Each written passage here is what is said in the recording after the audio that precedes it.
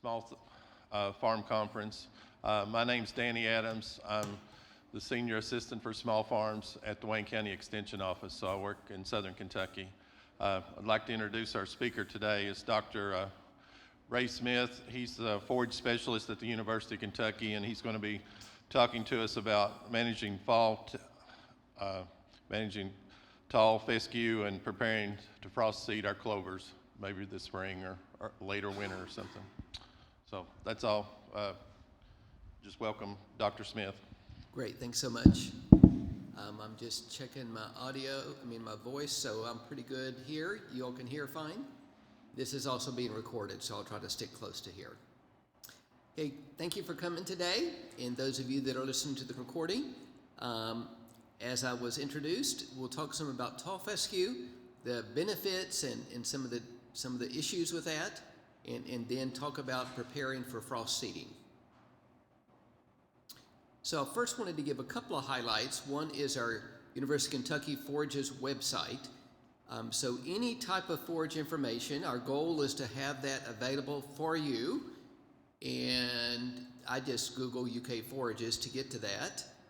We've got upcoming events, so take a look there. A number of things coming up in the new year.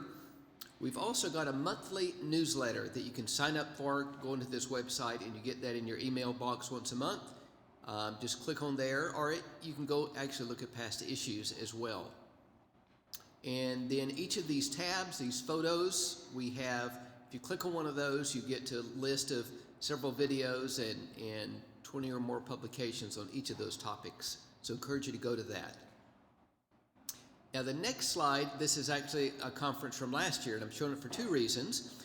One is we're having this Kentucky Alfalfa and Stored Forage Conference again in 2025. It'll be February 25th. We'll have the program on the website within about a week. But I'm also showing this because all of our major conferences we record, and they're on the KY Forages YouTube channel. So Google KY Forages YouTube, you get to that YouTube channel, and you can scroll back through. I often click on playlist because then it shows the conferences themselves rather than the individual talks. But for example, we've got a Forages 101, just a brief tutorials on different aspects of forages, and some of them relate to what I'll be talking about today, like tall fescue.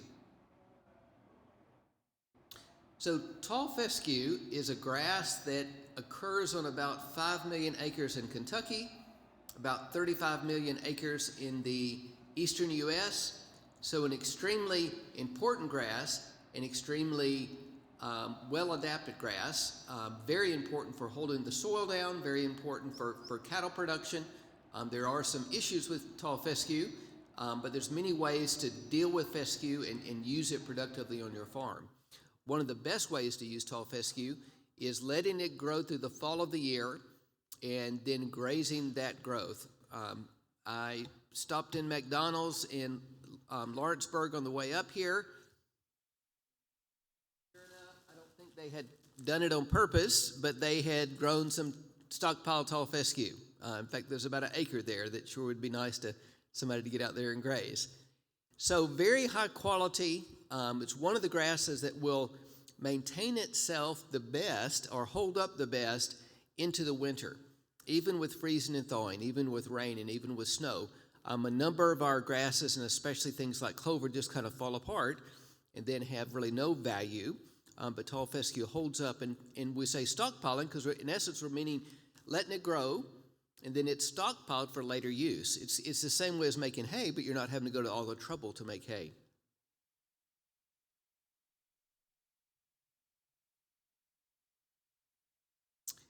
Tall fescue, if you're not familiar, the reason that it is one of the main reasons it's so well adapted is there's a fungus that grows inside tall fescue, the normal type of fescue that we have in Kentucky called Kentucky 31 that was widely planted for many years and is still planted. So this is a close-up view, and you can see the fungus, the fungal strands growing between the cells of tall fescue. And that adaptation, or that symbiosis of the endophyte or the fungus growing in between the cells and growing inside the plant, helps the plant become more drought tolerant, have a better root system, uptake better phosphorus. So a number of benefits of having that fungus grow inside the plant. Now the downside, yes ma'am.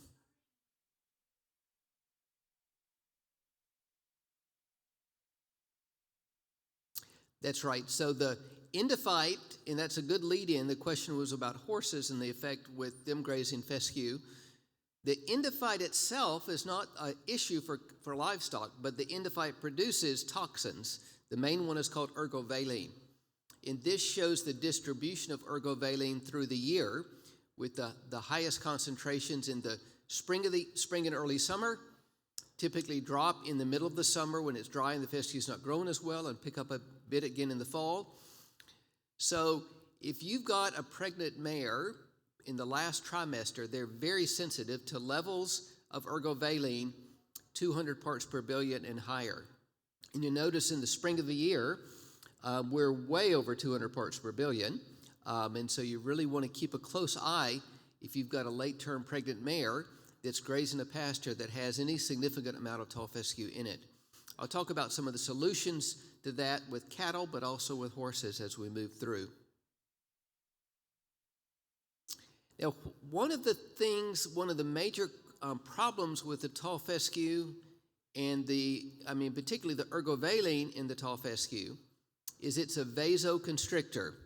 Actually, with any livestock that are consuming it, that ergovaline will constrict the blood vessels.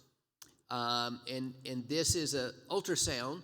If you can see a little red dot that is not representative, is the actual blood vessel that's constricted. A little bit later, I'll show you the difference in a constricted and non-constricted, but that should be about 3 times that size.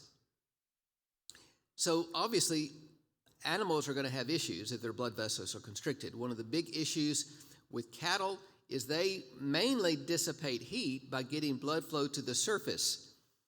And cattle really don't sweat, so they're dissipating heat by getting blood flow to the surface. And if they're not able to dissipate heat, then they have a fever. And so cattle on fescue, you see them standing in a pond, you see them staying in the shade all day long. That's trying to cool themselves off because they've got a low-grade fever. And so if nothing else, if no other problem, there are some other issues, but if no other problem, if they're had that low-grade fever, they're standing in the pond or the shade, they're not eating, so they're not gaining. So one of my main points in talking about fescue is not to spend a lot of time going into all the issues and the problems, but I want to talk about some of the solutions. We've got several good publications under our section on that website under grazing and under plant species that you can go into more detail. But I want to talk about things that you can do to overcome some of those issues with tall fescue. So the first one, you'll notice there, the bars that you're seeing are representing, so right here is Kentucky 31, and you see the amount of gain that's happening with nitrogen on the left bar and adding clover on the right bar. So adding clover can benefit the tall fescue. I mean, the nitrogen helps the fescue grow, but we're talking about animal weight gain. And then we move up here and we go into some of the safe tall fescues that I'll talk about in more detail that don't have the endophyte and aren't producing the toxins.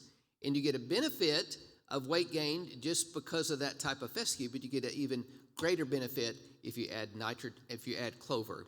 And I'll come back to clover a fair bit more in the benefits that you get from that. So another way to overcome some of those issues with fescue. So again, with cattle, it's less weight gain. It's reproductive issues. With horses, those late-term mares are the most prone to issues. Is things like the red bag or delayed gestation or lack of milk production or low milk production.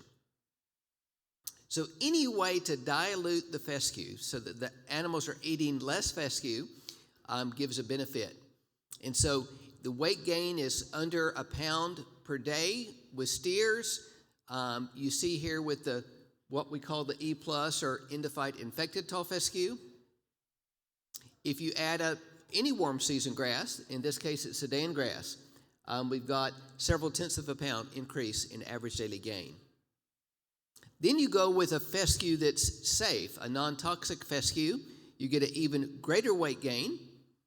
And if you add a warm season grass to that in the summer, we're up here to close to 2 pounds per day of gain versus just the straight infected fescue, the straight Kentucky 31, that's less than a pound a day of gain.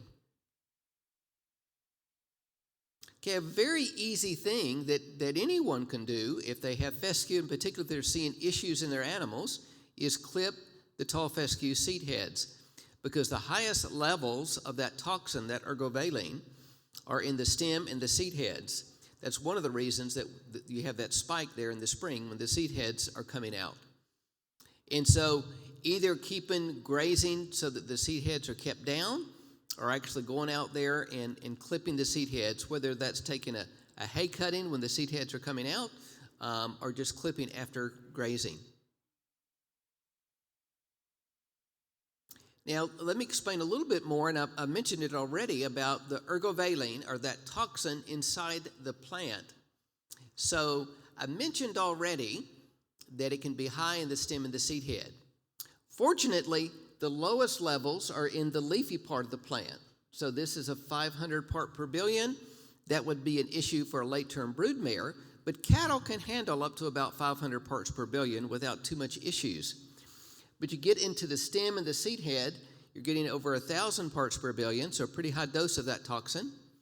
And interestingly, in the bottom about 3 inches of the plant, where the endophyte lives all the time, it grows up into the plant later on, you have extremely high levels.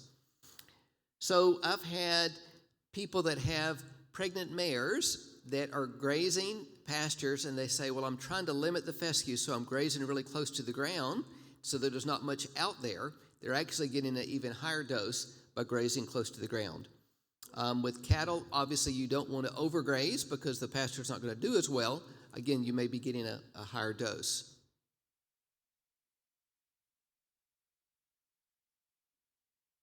Now, grazing the stockpiled fescue. So I've talked about, those of you listen to the recording, I'm just holding up here some stockpiled tall fescue. If you graze the stockpile fescue later in the season, so I mean like January and February, and you might think to yourself, well, if I've got this much growth here in late November, I might as well make use of it. But when we have mild falls, which you've had this year and the last couple of years, there can still be some ergovaline in the tall fescue. So you can see some effects on animals there from grazing fescue even there in November or into December. So an advantage of grazing the stockpile January, February, once there's been some freezes and the ergovaline drops, then the fescue doesn't have the toxin, plus it's very nutritious feed to have there in January and February.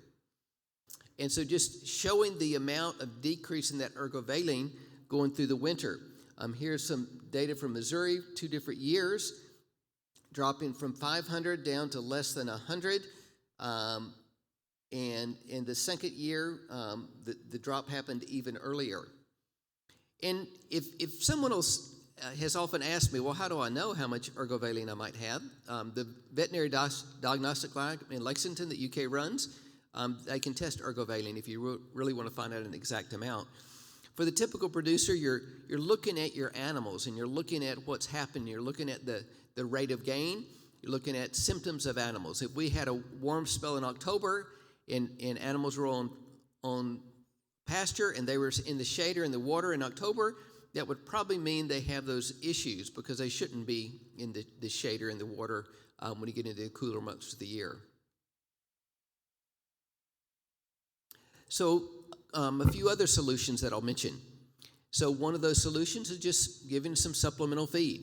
If you can dilute the fescue in any way, you can improve gain. So from just grazing fescue straight, that's the control, to adding corn or corn gluten, we see an increase in gain. Not a huge increase, but we see some increase. One of the easiest and most useful supplements, I don't have on the slide, is soybean hulls. 5 pounds a day of soybean hulls. Soybean hulls have good energy, good protein, good fiber. They're quite similar to the benefits you have just on forage, but they're a supplement. They're easy to grade. They're easy to use, and they give some straight benefits from the nutrition and other benefits from the compounds in the soybean hulls. So one of the take-home points I want to give you is that if you've got pastures with a lot of fescue, which majority of farmers in Kentucky do, then to overcome some of those limitations, some of those lack of gain or some of those reproductive issues, think about all the things that I've mentioned already and doing things like adding legumes, adding clover. That's one of the easiest things. Adding a supplement, adding rotational grazing, or adding warm season grasses. All of those things can give benefits. Now you could say, well, I'm going to take that pasture that's got the fescue causing the issues and I'm going to replant it to a non-toxic fescue. That's another good solution, but that's a more expensive and more time-consuming solution. So that's a better thing in the long term to just plant a new fescue. But in the short term or on steep ground or things like that, often these incremental alleviations make more sense. Now, I do want to take just 1 second to mention the newer types of fescue. And so on the left is our typical tall fescue with the endophyte growing in between the plant cells, represented by those red squiggly lines. You can take the endophyte out, and it's called endophyte-free tall fescue. So there's no ergovaline produced, so there's none of the issues. The only limitation is that endophyte-free tall fescue does not survive as well as our Kentucky 31 toxic fescue. Another solution that plant breeders developed about 20, 25 years ago is they found endophytes of tall fescue growing on the coast of North Africa that live inside the plant, help the plant survive, but do not produce ergovaline.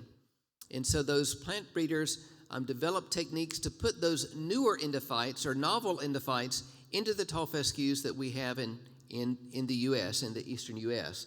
And so when I mentioned a novel endophyte tall fescue, I'm talking about a fescue that does have an endophyte in the plant, but it's not producing the toxins. So that would be safe for horses and goats and sheep and cattle, but you'd have the better survival than you'd have with that endophyte-free tall fescue. We've got this publication, and we are updating it as we speak, but a really good overview.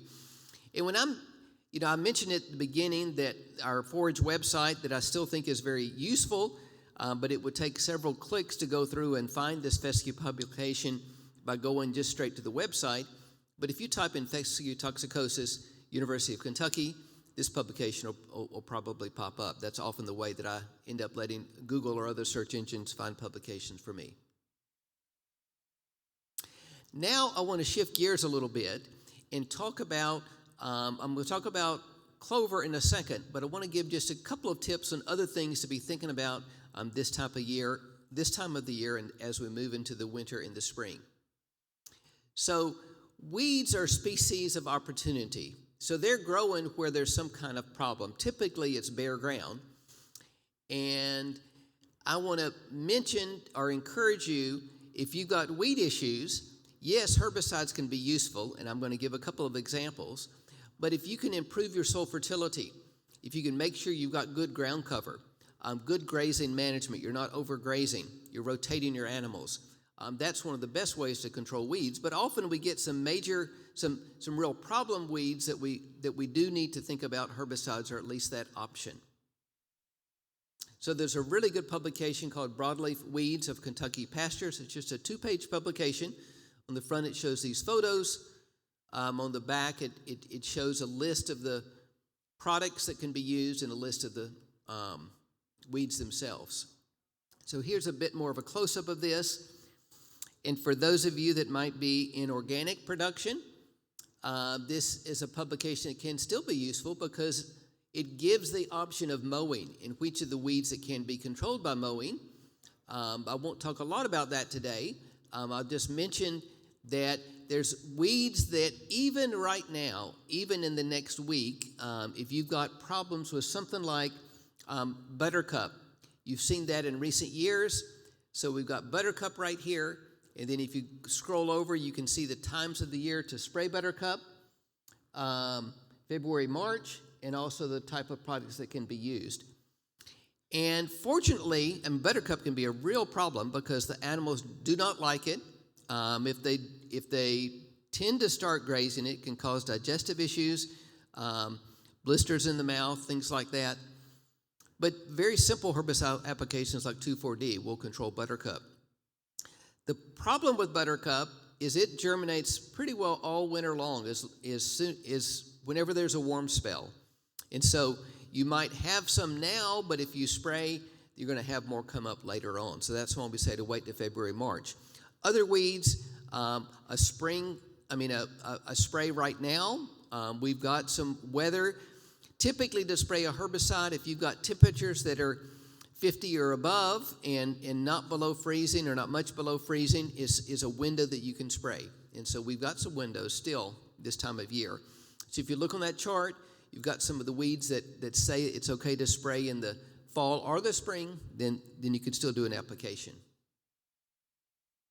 Now, the next little bit I want to talk about, I mentioned earlier the benefits of clover, particularly with fescue, but I want to mention how do you use clover. And so here's a publication on frost-seeding clover, but actually it's quite simple, the techniques to get clover into a pasture. Before I say that, let me just emphasize that any legume plant, and red and white clover, the two main ones that we have in Kentucky, are the easiest ones to add into pastures in Kentucky. They have a relationship with a type of bacteria called Rhizobia bacteria that form a nodule or a little swelling on the root of the plant, and they're little factories that are producing fertilizer nitrogen. So the bacteria inside those nodules are taking in nitrogen from the air, converting it into a fertilizer form, and that's available for not just the clover to grow, but for the grass around it to grow as well. And so in essence, you've got free nitrogen. All you're having to do is pay for clover seed.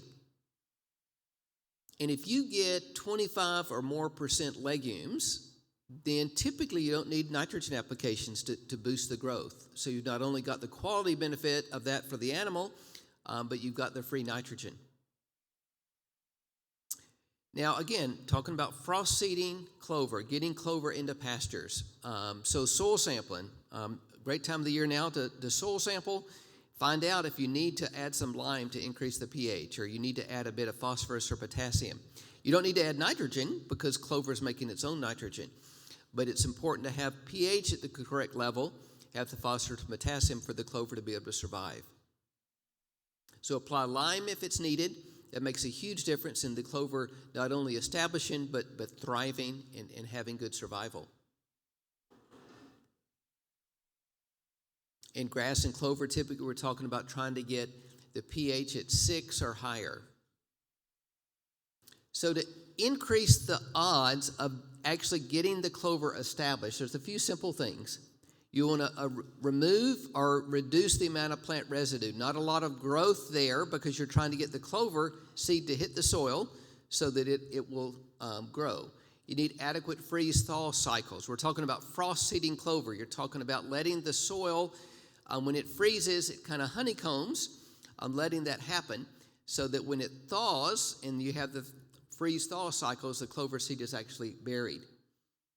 And then control competition after seeding. Say in early mid-April when the grass is getting way ahead of the little clover seedlings, a quick grazing can remove that competition or reduce that competition so the clover has a better chance to survive. Use high-quality seed, the correct seeding rate, get a good even seed distribution. Our typical recommendations, and actually these go back about 50 years, but we've still found these to be very much the recommendations that we go with. 6 to 8 pounds of red clover per acre, 1 to 2 pounds of a ladino-type white clover, that's the larger type white clover. That makes a good mix in a pasture. If you're adding just to hay fields, red clover is a taller growth, so you probably just want to add red clover.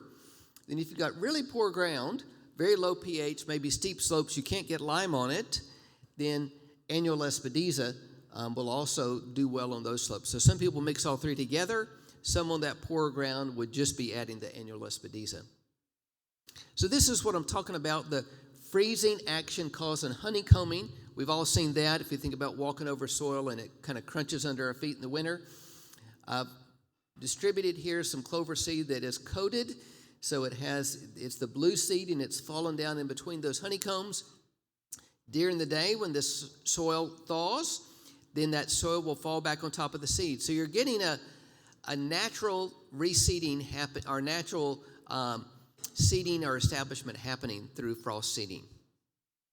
And I think I had it in the previous slide, but the ideal time is really sometime in February.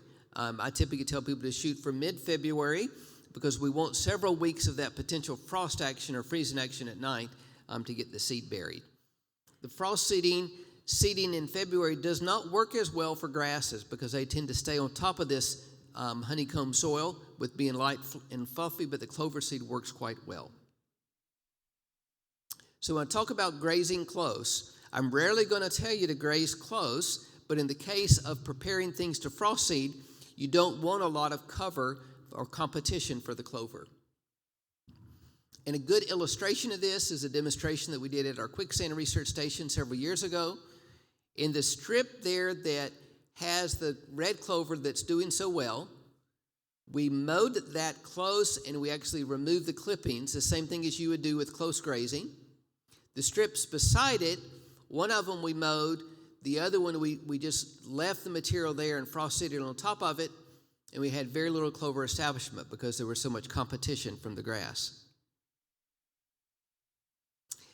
So a real benefit of clover is that added nutrition. But a real benefit we found from a discovery the USDA lab made in Lexington just a few years ago was, I mentioned earlier that animals grazing tall fescue have vasoconstriction in a constricted blood vessel. And this is an ultrasound of one of the vessels in the leg. But red clover has the ability, a compound in red clover, isoflavone, to actually overcome that vasoconstriction and cause a dilation of the blood vessels.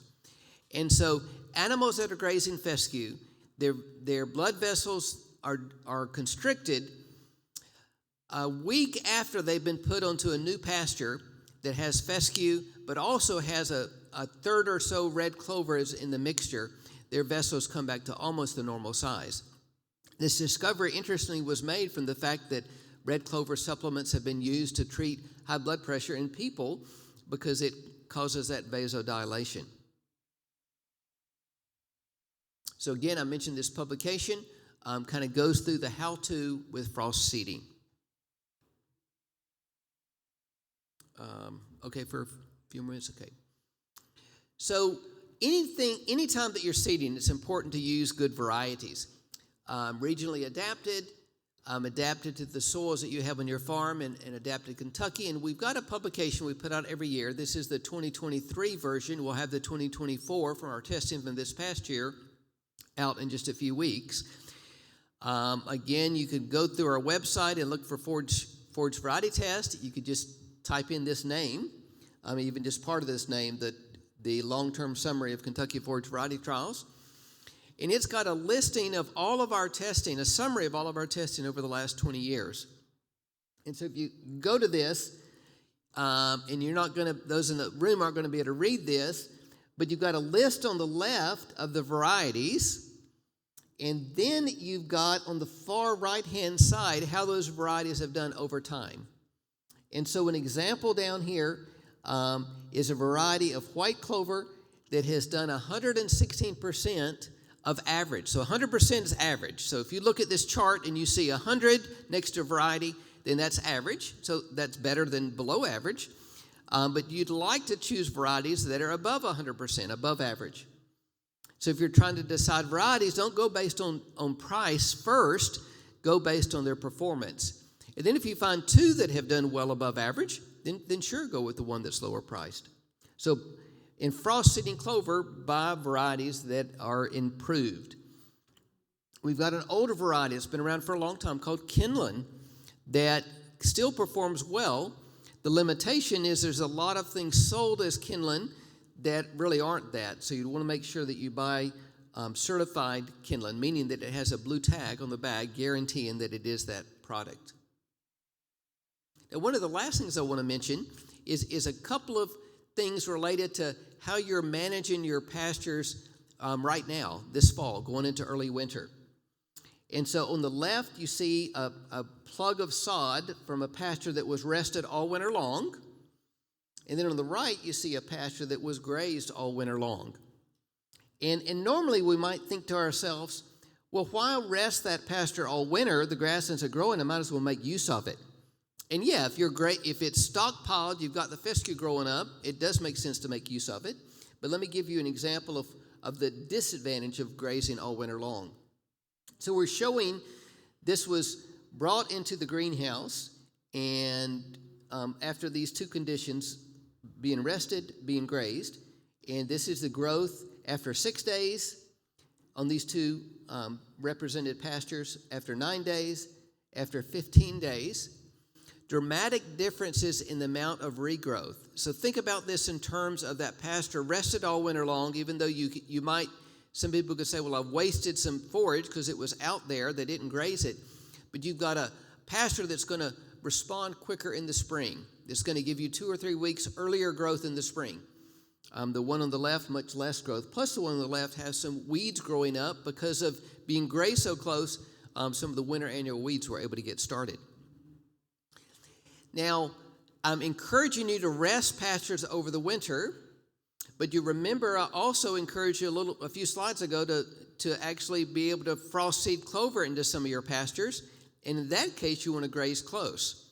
So the take-home is make sure on your farm that some of the pastures are being rested through the winter, so you have this kind of spring growth, and then pastures that you want to add clover to, graze those down close before you frost seed clover in February, so there's not as much competition. So you've got a benefit of both of these. And you really want to frost seed clover, particularly if you're adding red clover, about every 3 years, because even the best red clover varieties only live about 3 years. So you could kind of think to yourself about, I'll be on a 3-year rotation. 1/3 of my pastures, I'm going to graze those close, maybe even use a herbicide if needed in the fall, and then frost seed clover in February so that I get the benefit of clover. The other pastures I'll rest to get the benefit of that additional growth. Okay, my time's about up, so I don't know if there's a time for a question or not from the audience. Okay. But if anyone has any questions, we prefer that you would speak in the mic because of it being recorded. Does anyone have any questions? If not, I have a question, Dr. Okay. Smith. On my pasture fields, I had the most volunteer clover that wasn't seeded this spring that I've ever had. I thought I read an article or something you said, talked about it. Could you talk about it again of why that might have happened? Good question, and I've been thinking about that a lot because I've had a number of people talk about that. Now, white clover, we get a flush of white clover typically when we have years that we have dry summers, dry falls, and we're grazing close to the ground, and there's a lot of bare ground. And we've had some of that the last couple of years. So we have more clover coming because we have bare ground. Clover seed that's in the ground gets started, and white clover has the ability to spread. So even just a few seeds of white clover germinated in the fall that were in the soil, then it starts spreading in the late fall and in the spring. So that's typically why white clover takes off. But this past year, we had a lot of red clover where people hadn't seeded that in years and years. And there had to be seed there for it to come up. But why did so much come up this year? So I got talking to Carol Baskin, our seed biologist at University of Kentucky, and she said there's an interesting thing biologically with seed, whether it's a weed seed or clover seed in the soil, and it's sitting there dormant, particularly something like clover or some of our weed seeds that have a hard seed coat, and they're not taking up water, and they can sit there for years. But if they have a stressful event, then it gets the seed kind of ready to germinate, like a drought conditions. It gets them ready to germinate, but they're still not going to germinate yet. But if we get another stress condition a few weeks later or a month or two later, then it breaks that hard seed coat and they're able to germinate. And so what I'm suspecting is that a year ago, we had dry conditions in the fall of the year. That would be that initial stress condition. Then we had some temperatures in the teens, actually in November, and that might have been the condition that broke the dormancy or broke that hard seed coat. Then we had a very mild conditions that allowed the clover to germinate and grow and then it took off, or maybe some of it waited and came up in the spring. So that's a biological explanation. Now, predicting when that'll happen again is anybody's guess. So if you want to keep clover in your fields, then you're going to need to do things like frost seeding. Those that had a lot of red clover in the fields last year, that clover seed will probably do quite well again this year. But as we go forward, then it's going to die off, and you'll have to rely on seed that are in the soil. People often ask me, well, should I let that red clover go to seed, let seed fall on the ground so I get free seed? That makes sense. The disadvantage is the time it takes to let red clover go up to bloom, and then the seed aren't going to be produced for 30 or 40 days after that. You've got a lot of lost production and a lot of lost quality by letting it get so large. You do get some free seed, but you got some disadvantage. White clover, on the other hand, is pretty well going to go to seed even under grazing because it's quite a low-growing plant, so it can go to seed even during grazing. Good question. So is there any other questions with Dr. Smith? If not, let's give him a hand for his presentation this morning. And before we go to break, I've got several grazing sticks that we give out at our grazing schools. So those are up here in the front table during the break, or I guess, well, we have a break now before Keenan speaks. So feel free to grab one of these if you want to. Just gives you some guidelines in managing your pasture, particularly using rotational grazing. So thank you.